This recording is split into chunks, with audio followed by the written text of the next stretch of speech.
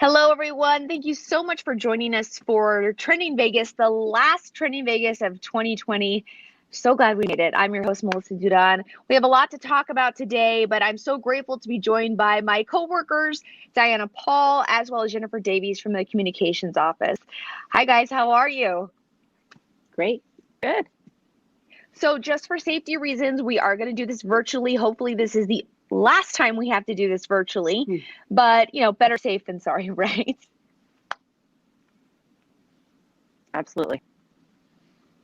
All right, guys. Well, let's go ahead and jump right into our trending topics. We, of course, have to start with the COVID-19 vaccine that is finally available and already being distributed here in our local economy and around the country. Here's a look at some social. Megan Messerly writes, Nevada will receive 164,150 doses of the COVID-19 vaccine in December, which will be given to hospital staff, skilled nursing facility staff, and nursing home residents. It will include more than 91,000 doses of the Pfizer vaccine and more than 72,000 doses of the Moderna vaccine. She goes on to say, with 173,451 people included in Tier 1 of Nevada's vaccination plan, the dosage should cover almost all of the Tier 1 population, which also includes pharmacists, Department of Corrections staff, law enforcement, and public safety, and others. Now, my favorite of the post were the videos and pictures we saw of the vaccine being distributed, like this one. UMC will reach an important milestone today, surpassing 1,000 total COVID vaccinations provided to our team members. On Monday, UMC became the first hospital in Nevada to begin administering the COVID-19 vaccine to frontline healthcare workers. And of course, this video from Sunrise Hospital. Okay, ready? 1, 2, 3, stick.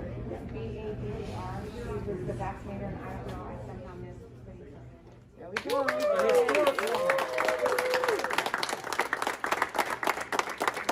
All right, guys, so I have to say, the video of them cheering at the end after the nurse got the vaccine, I watched those videos, not just from those that took place in Southern Nevada, but literally I watched them from all over the country, and I had zero clue why. Well, maybe a little clue why. I got teary-eyed every single time I watched it. And I can just imagine it's from some sort of relief inside of me that there's a light at the end of this tunnel. So I kind of wanted to talk to you guys about what you saw on social media regarding the vaccine and the administration. Go ahead, Jen. Well, I think it's really changed as time has gone on. I think there's a lot of confusion around how the vaccine is going to be distributed and what the rules are going to be around it, having to take the 2 doses and whether kids are going to be able to get the vaccine, which at this time, it doesn't sound like anyone under 16 is going to be able to get it right now. But I think people are really excited to see, like in that video, that it's coming to the community. We're going to be feeling the impacts of it. It really is light at the end of the tunnel for what has been a really dark year. Absolutely. Diana? Well, I think we've seen a mixed bag on social. I mean, like Jen mentioned, a lot of people, at least this is something to look forward to after what has been a really hard year. But other people aren't sure about the vaccine. You're going to have that part of the population that isn't sure if they will take it. They may not be trustworthy. So I think as a government, our job is going to be pretty important over the next few weeks and few months to let people know the information about the vaccine, because not everybody is super sure if they're going to take it. So. That's a really good point, because I have talked to a lot of family and friends who the majority of people I know say, oh, I will absolutely get the vaccine when it's my turn. Unfortunately, I'm in the last phase, so probably won't get it till, March or April. But I also have a couple of friends that say, oh, everybody in my family is going to refuse to take this vaccine. They just don't trust it. They don't know what to believe. They'd like to see the side effects first. So it is really interesting to hear the varying opinions on this vaccine. So we'll wait and see. But I'm glad to see that we have something. There's a lot more work that needs to be done, but we have something in place. There seems to be a light at the end of the tunnel. I'm still crossing my fingers that the kids go back to school next year or this coming semester. So we will see. But with that being said, let's go ahead and move on to the next topic as the pandemic relief bill passed in the House and the Senate. Now, everyone has said that Americans, we need help. Of course, many are angry, saying it is not enough. And others are saying, well, something is better than nothing. Here's a look. This is from the New York Times. Breaking news, the House approved a $900 billion pandemic aid bill that will now go to the Senate, where its passage is expected soon. The long-sought relief package provides a $600 payment for most Americans. One Twitter user writes, "This is absolutely disgusting. Prevent people from earning a living for months and months and then throw them a crumb of $600. Now's the time for a revolt. Your elected officials are far removed from reality." Vice President-elect Kamala Harris tweeted this out. "The bipartisan COVID-19 relief bill is critical to helping fight this pandemic, including support for vaccine distribution and help for communities that have been hit the hardest. But let's be clear, our work isn't over. The American people desperately need some more help." So this was interesting on Twitter and social media because you think, okay, well, we're getting some relief. And then you think, oh, $600. Oh, that's not going to last very, very long, especially for people who have lost their jobs, who are, thank God are protected right now just from the eviction moratorium, but they will have to pay that rent back. And it's how do you survive this? Is that really enough? And we heard both sides. Representative Dina Titus also said, I did want more, but it's better than nothing. So I just kind of wanted to see what you guys were seeing on social media. Diana, let me start with you. Well, it's just really hard, as operating the city's social media channels. People need help and people are suffering and people are struggling, and they come to our social media channels to vent, to ask for help. And the city has done a lot to help as much as we can. We've had we've had assistance for businesses. We've had grant programs. We tried to help, but we don't oversee unemployment. We don't oversee those type of things. So people are struggling, and I think it's just really hard. They come to the city because they know they can communicate with us, but there's not a lot that we can always do because some of it is outside of our hands. So it's been tough to hear those stories and know that we have limited resources, especially as it relates to unemployment benefits, which is a big thing that people are asking for help with. Absolutely. And unemployment was included in this. There is a little bit of a bump for that, I believe $300. So Jen, what are you seeing on social? Well, I echo what Diana said. I mean, when people reach out to us, it's about rental assistance, it's about help for their small business. And so I was really relieved to see that was included in this package, because just from the messages that we receive, there are so many people that are in need of that. And so it's nice to see the eviction moratorium in Nevada had already been extended, but it's nice to see that it's extended from a federal level as well, because I just think there's so many people that need it right now. And I really don't know how much longer businesses can hold on. I'll use my daughter's daycare as an example. They, need a certain threshold of children to be able to pay their bills, pay their lease, pay their teachers. And it has been slashed their enrollment by more than half just because more parents are getting COVID, kids are kind of getting COVID. And so parents are just saying, well, with the winter break, I'll just keep the kids home. And, and so these schools that have been trying to get some sort of grant or some sort of funding, they're struggling. And you just wonder how much longer can they hold on without it having even more devastating effects on their bottom line. So it is, I am grateful to lawmakers that there is some sort of relief. I definitely think more probably will need to be done, but it is nice to hear that local governments, local jurisdictions are always doing what they can to try to answer those questions, help those in need, see what the constituents in our community need, and act accordingly. All right, well, let's go ahead and keep on the topic of COVID, but let's chat what's going on with hotel prices on the Strip. You guys, this is insane. I did some looking around, and there are some rooms for $31 a night. That was just of this morning of this taping. Of course, the infamous resort fees, those are still in place. So here's a look at some of the things we're seeing on social media. Vital Vegas writes, room $20, resort fee $50. What a scam. I'm not paying $70 for a night in a world-class hotel in the most exciting town in the world. $70? That highway okay, I thought that was funny. Las Vegas locally writes, it's cheaper to live in the Excalibur than to rent an apartment right now. Also, the other thing I wanted to talk about is big news from the Mirage Las Vegas. Beginning January 4th of next year, the Mirage will be open each week from Thursday at noon to Monday at noon. Now, this includes the casino, hotel, and dining establishments. That means they are closing their doors to everything midweek. There's just not the demand for it. So let's start with these hotel prices. Amazing. Insane. Some are worried about, well, what kind, who who is that attracting down to the area. I'm not a fan of resort fees. I don't think anybody is a fan of resort fees, but $70 total, I think you can just kind of look the other way for the resort fee. And a lot of people made a good point on Twitter saying, hey, these resort fees, it's better for the hotel to charge these resort fees because they have to pay fees to Priceline, Expedia, other things. But when you book just through the resort fees, they get to keep all that money. So I thought that was an interesting argument. Jen, what are you seeing on social? Well, there is nothing more controversial than resort fees. We have people complain about them constantly, even though the city's not involved in setting those. The hotels themselves are in charge of that. But it is always sure to drop some controversy whenever people talk about them. We've also seen that if you do say at the front desk that you don't want to pay it at the end and you're nice, like a lot of times they will take that off your bill. But some argue, of course, that, yeah, there is a cost of doing business and there are a lot of amenities that are included in that. Then you have other people that argue that they would just rather throw that on, as they do things versus having to pay for all of it up front. But I think it's always interesting optics. And I think if you compare it to like airfare, I think the airlines actually got in trouble for advertising those low fares and then tacking on all those fees at the end. I don't think they can do that anymore. So it's interesting that the hotels are not exactly held to the same standards in how they're advertising because they do really put those low rates out there to try to entice people to book. Diana?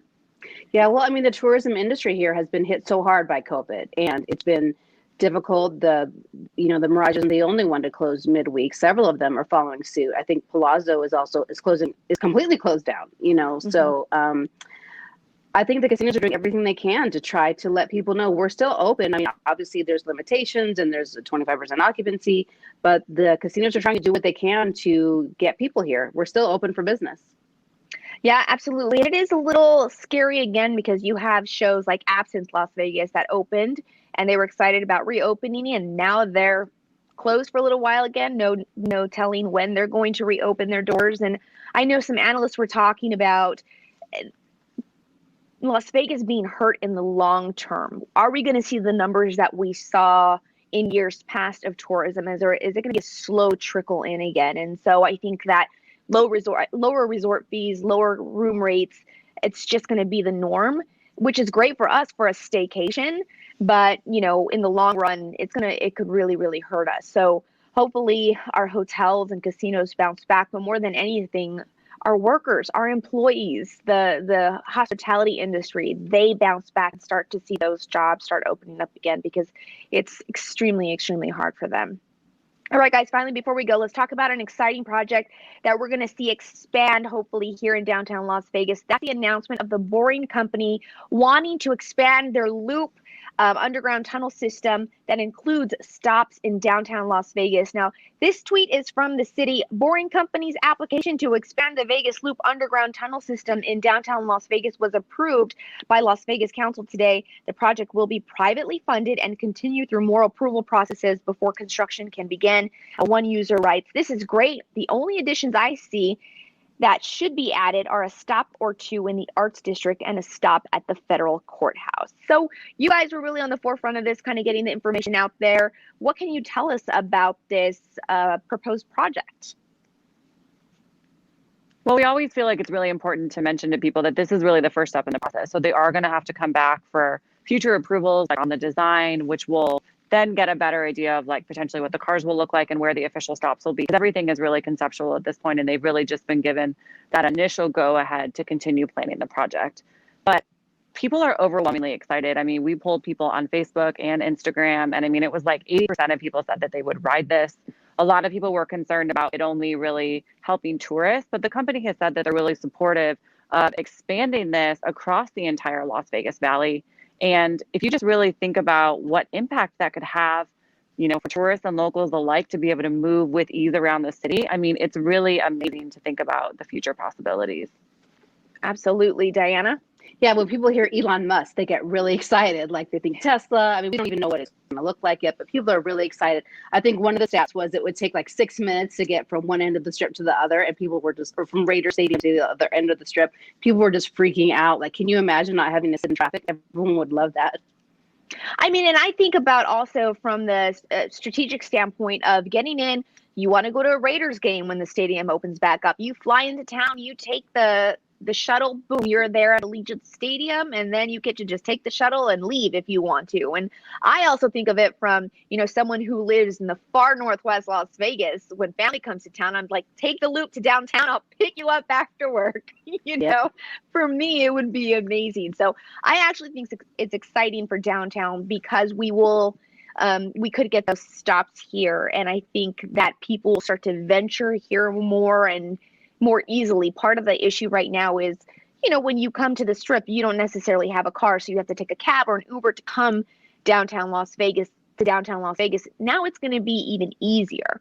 So I think that will just bring more tourism downtown, and really people will be able to see all the changes that we've made, all the beautiful amenities that we have, all the exciting things we have to offer. I think some of the stops included like Slotzilla, Circa, Garage Mahal. I think it's a really good, exciting project that we're going to definitely keep our eye on. And I know Jen and Diana are going to do their very best to keep everyone in the loop, so to speak, as to what's going on. So, all right, Gairel, thank you so much for joining us for the last show of 2020, and we'll see you in 2021. All right, thank you. Yes, we'll see you next year. All right, guys. Well, Southern Nevada continues to face challenges stemming from the COVID-19 pandemic. It's taken a big toll on mental health. When we come back, a local expert shows us how to get some help. We'll be right back. I'm Anne. I'm a scientist. Recycling takes a team. Why don't you let me and me help you out? Everyone plays a part. Don't trash I love taking stuff apart and building new things out of it.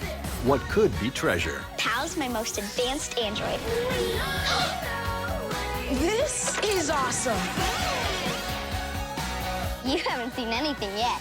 Give your cardboard box another life. Recycle. Welcome back, everyone. From suicide to an increase in opioid use, the pandemic has caused some terrifying results, but it's important to have a plan of action and to reach out for help during this time. I'm happy to welcome Mendy Barron from Ignite Teens and Elemental Treatment on the show. Thank you so much for being here. You're a mental health specialist and someone we all can learn from at this point. Thanks so much for being here. I appreciate you having me. Thank you.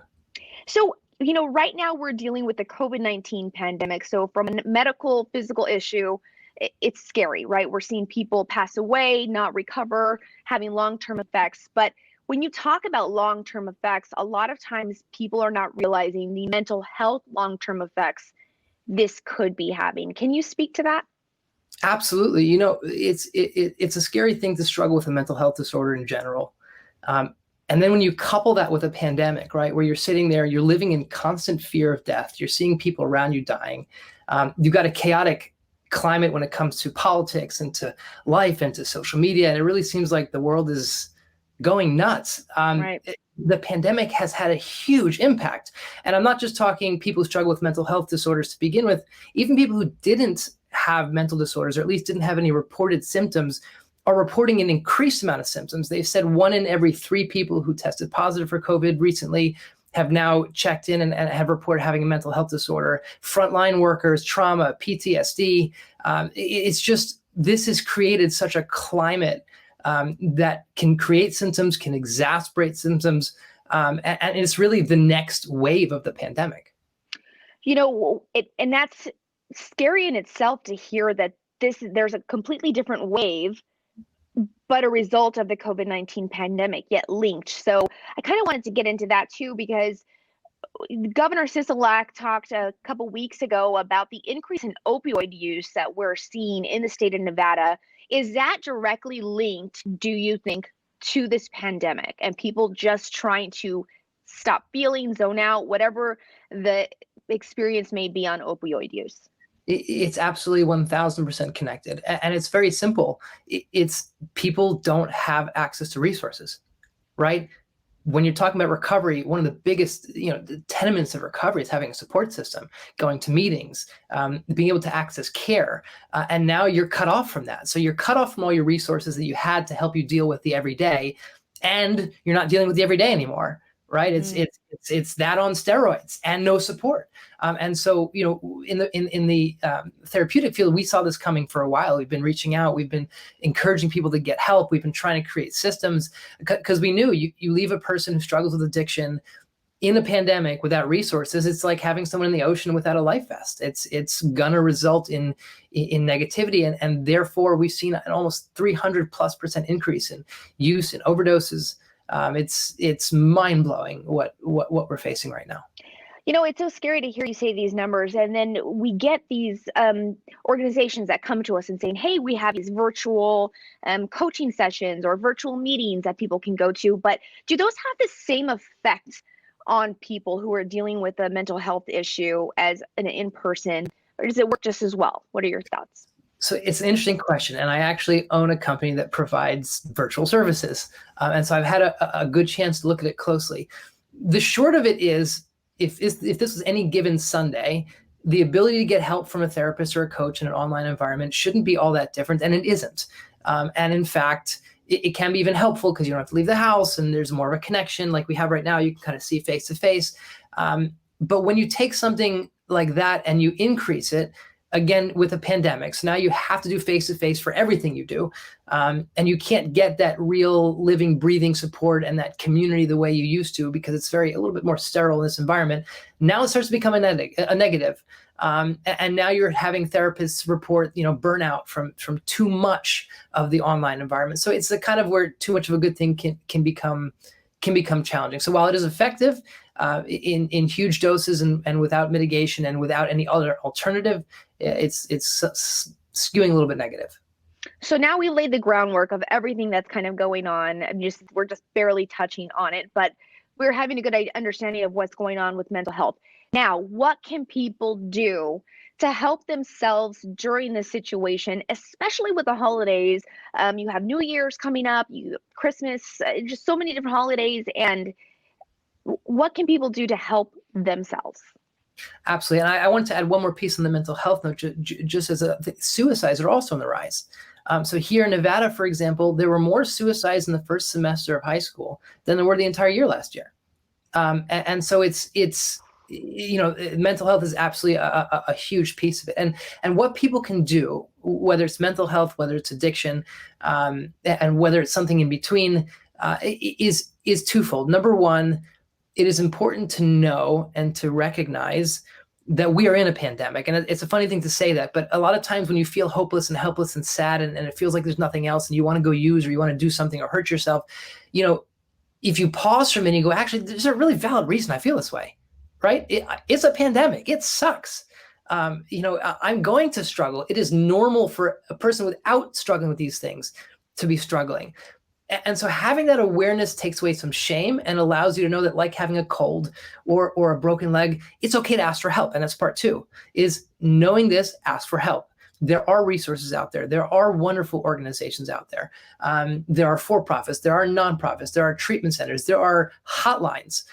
There are so many wonderful resources out there that if you know, one, that you are struggling and you recognize it as a struggle from a bird's eye view, I'm in middle of something and it's wrapping me up, you can ask for help. And from the other side, what we can do, and I say we as in people around people who are struggling, and even if we're struggling, sometimes we're around people struggling worse, is really make yourself available and let them know that, right? I'm here for you. This is going to be a hard time. Right? You're not alone. There are thousands, tens of thousands, millions of us, and we're here. We're here no matter what. You know, the holidays can be a triggering time for a lot of people because, you know, you have this expectation of, oh, it's Christmas or it's New Year's. I should be happy, but I'm dealing with this grief or this depression. Is it normal to feel and accept that grief during the holiday season and just kind of say, okay, this is normal. I'm not alone in feeling this way? So I will give you a stat, and this is not a formal stat, but this is something I've been in the industry for over 10 years. And there is a pattern of people who get hospitalized and enter treatment, and it goes as follows. Right before the holidays, if you're in treatment, if you're not in treatment, all the treatment centers, their census goes down because everybody wants to try to do exactly what you're saying. I want to try to make it. I want to try to be normal. I want to try to be with their families, and their families try to encourage the same thing. inevitably during the holidays, that feeling sets in. And they're not alone because thousands and millions of people do the exact same thing. And so there's a dip. And then right toward the middle of the holidays, right at the end, boom, suicides, overdoses, people going to treatment. It's a horrible trend, but it's a trend that shows you're not alone. This is very common. People want to try to be normal. People want to try to be with family. There's this expectation, like you said, holly jolly, it's going to be great. But it's not that way. And more often than not, it's also partially because the families don't understand the dynamic either. And so when you have a loved one and you think they should be happy, sometimes the undue pressure doesn't just come from within, it comes from externally. And so it's really critical to be tuned in during the holidays to yourself or to your loved ones, and to realize that while everyone else is smiling and doing their thing, that those with mental health and addiction issues can smile with the best of them. But you best be aware and best check in and best make sure that they feel supported. One last thing before we go. I know you deal with teens a lot. So let's talk about this virtual learning aspect. Is it detrimental to their health right now? Do we need to get them back in school at some point? Excellent question. And this goes back to support, right? Teens, where do they spend most of their day, even more than at home? They spend it in school. And parents have this expectation, and it's based off the reality that kids are in school more than they're home, is that the school will be able to help them identify issues, right? How do you know when your kid's struggling? Well, you have this backdrop of school, and then you can tell grades are failing. The teachers will tell you they're not doing well, peer pressure issues. But without the backdrop, you can't necessarily tell when there are problems. And so what we're seeing is parents are missing it, right? They're at work. They're not being able to support their teens. The teens are in an online environment, but you don't get the backdrop because the school can't support them the way they do in person. And so, yeah, I'd say we definitely need to get our kids back in school, if not for the fact that at least there's some visibility for them, and that we can identify issues and then try to intervene on issues before they get out of hand. Versus now, you may see them in class if you can track all the different screens. And then you may pick up on something and then you may be able to get them back on another screen to ask them what's up.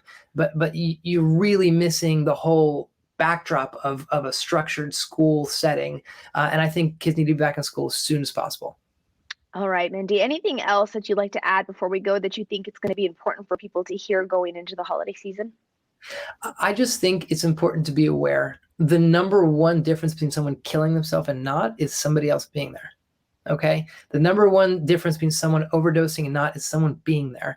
You have a responsibility morally, ethically, however you view it, to reach out to people during the holidays and say, hey, if you need help, I'm here. Call me. No harm, no foul. Parents, their teens, call me. If you're struggling, if you're at a party, if you feel like call me. There'll be no penalty for it. Reach out and let people know I am here. I'm here for you. There is no penalty for it, whatever you need. And look around, because you will see it. If you're tuned into it, you will see it. You will see the people struggling, and it'll become clear. That's the one thing I would say. Be aware, be proactive, and you can make the difference in saving someone's life. Absolutely great advice. Mindy, thank you so much for joining us today. Absolutely. Thank you for having me. Have a good holiday season. All right, and that's going to do it for Trending Vegas. Remember, you can watch us on Amazon Fire, Roku, Apple TV, all through our Go Vegas app, and you can always catch us on KCLV.TV. That's going to do it for us.